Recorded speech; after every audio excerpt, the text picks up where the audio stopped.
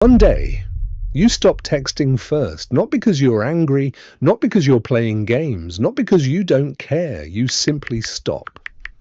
And then something strange happens. The people you spent months chasing disappear. No messages, no calls, no effort, nothing. And that's when the truth hits. You were never losing them, you were carrying them.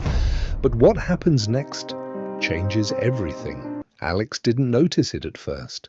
The extra texts, the extra effort, the extra apologies, the extra understanding.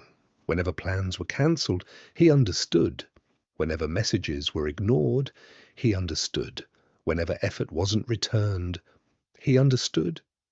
Eventually, understanding became a full-time job. And without realizing it, he was the only one working. The strange thing about chasing people is that it doesn't feel like chasing at first. It feels like caring until one day you look back and realize you've been running alone. Have you ever waited for a reply that never came? Not because the message was important, but because the silence was. You check your phone again and again and again, creating explanations. Maybe they're busy, maybe they're tired, maybe they'll answer later, maybe tomorrow, maybe next week, maybe they simply don't want to. And that's the possibility we avoid, because acceptance hurts. Hope delays the pain. Alex is about to learn the difference between hope and reality. Alex thought he was being loyal, patient, understanding, supportive. But beneath all of that, there was an invisible contract, a silent agreement nobody else had signed. It said, if I keep showing up for you, you'll keep showing up for me.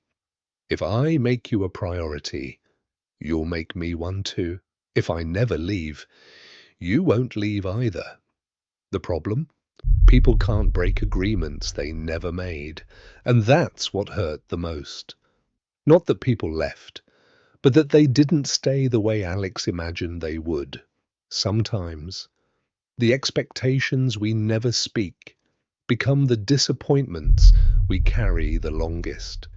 And what Alex discovers next changes how he sees every relationship in his life. The moment you start chasing someone, something strange happens. Your world becomes smaller. You check your phone more. You think about them more. You replay conversations, analyze messages, search for hidden meanings. You begin measuring your worth through someone else's attention. And slowly, without noticing, you hand them a power they never asked for.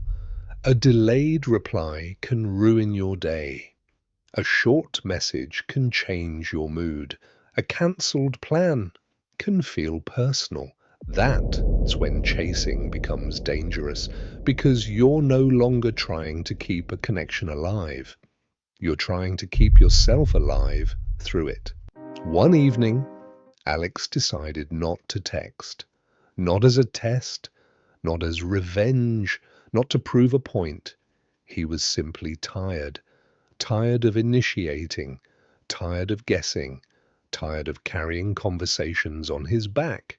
So he stopped. 1 day passed. Nothing. 3 days passed. Nothing.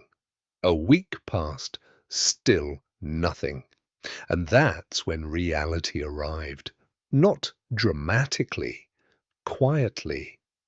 The silence answered every question he had been afraid to ask.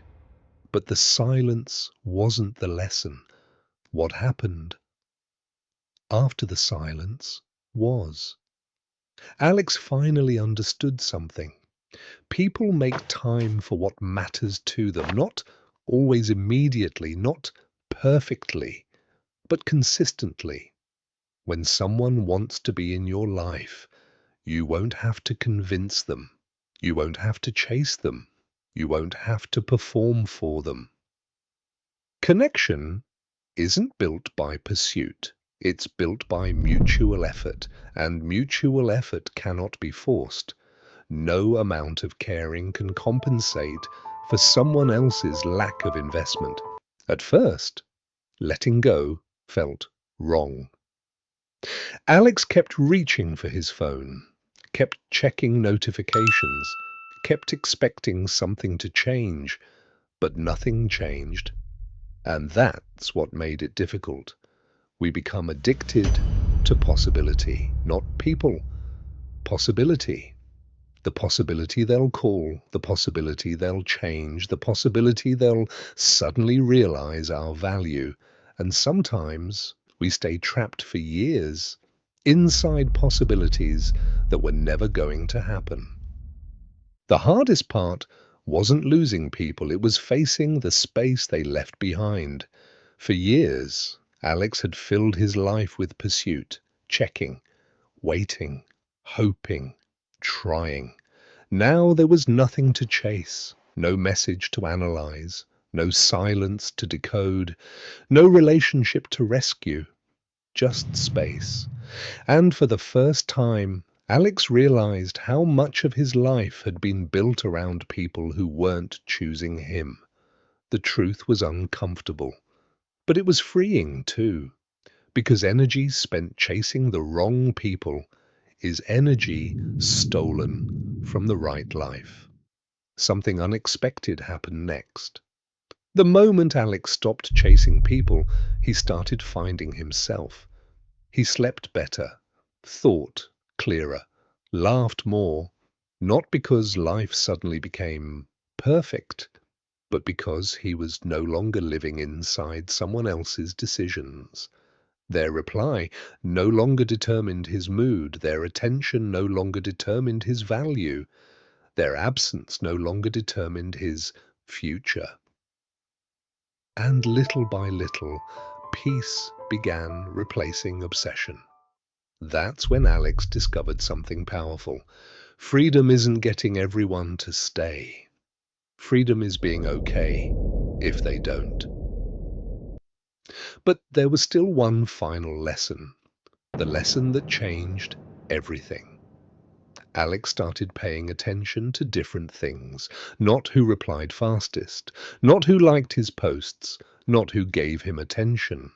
He started noticing effort, consistency, presence, people who checked in without being asked, people who remembered small things, people who showed up. And suddenly, his relationships became simpler. Because healthy relationships don't require constant pursuit. They require participation. The right people won't make you earn a place in their lives every single day. One afternoon, Alex looked through old conversations, people he once thought he couldn't live without, people he once chased endlessly, and something surprised him. He didn't miss them. Not really. What he missed was the version of himself that believed one more text would change everything. One more effort, one more chance, one more explanation. But some doors don't open because they're meant to stay closed. And accepting that felt lighter than carrying false hope. Maybe the day you stop chasing people isn't the day you lose them. Maybe it's the day you finally see them clearly. The people who want to stay, stay. The people who want to leave, leave. And neither group is improved by pursuit, because love isn't proven by how hard you chase. Friendship isn't proven by how much you sacrifice. Connection isn't proven by how much pain you tolerate. Real connection moves both ways. Always has. Always will. So if you're tired of carrying conversations, carrying friendships, carrying relationships, maybe it's time to put the weight down. Not because you don't care, but because caring shouldn't require chasing. Maybe the people meant for your life are the people who walk beside you, not the people you have to run after. If PainDose helped put words to something you've been feeling, Subscribe, because in the next chapter, we're talking about something many people never realize until it's too late. Why some people never text back. Until next time, feel it, heal it, survive it.